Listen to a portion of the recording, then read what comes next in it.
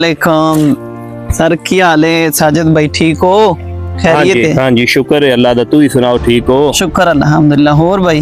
अल्हम्दुलिल्लाह। भाई बड़ी दूरों मैं टोर के आया, की गल है? बड़ा रोला शोला पिया है मजारे ना। कोई नहीं, साडी यार अपनी सी, तेन पता ही है। ਉਹ ਛੱਤੂ ਜਿਹੜਾ ਉਹ ਰੋਲਾ ਪੈਸਿਆਂ ਦਾ ਯਾਰ, ਵਕਤ ਪੈਸਿਆਂ ਦਾ ਪਾਉਂਦਾ ਹੈ। ਹੋਰ ਕੋਈ ਕੀ ਰੋਲਾ ਹੈ?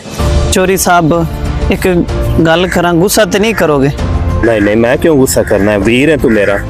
चोरी साहब वो माड़ा बंदा है, सारा दिन तुहाडा डेरा संभालदा है, पट्ठे पांदा है, गोया लांदा है, सारा दिन तुहाडू दुध चो के घर पहुंचांदा है। सर सारा तुहाडा काम करदा है। चोरी साहब कदी मेहरबानी करो ना, उन्दी ओनू उजरत दिओ महीने दी।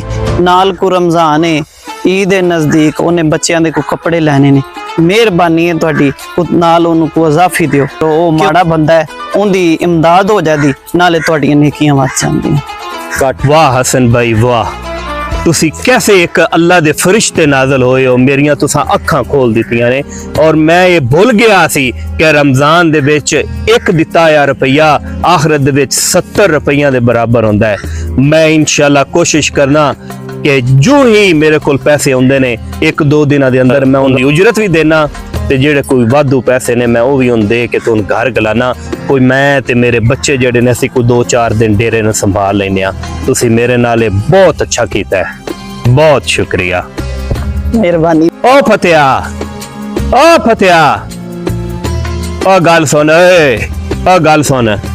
मैं माजरत चाहना तेरे नाल, जेड़ा थोड़ा जा मैं उच्ची बोलिया, बड़ी माजरत चाहना। रमजान दा महीना है, मैंने शर्मिंदगी महसूस हो रही है, ते मैं तेन 1-2 दिनां दे विच जिन्ने तेरे पैसे बनदे ने वो भी देना, ते कोई नाल भी देना, ते 3-5-10 छुट्टियां देना। जा घर ते बच्चों दे नाल ईद मना।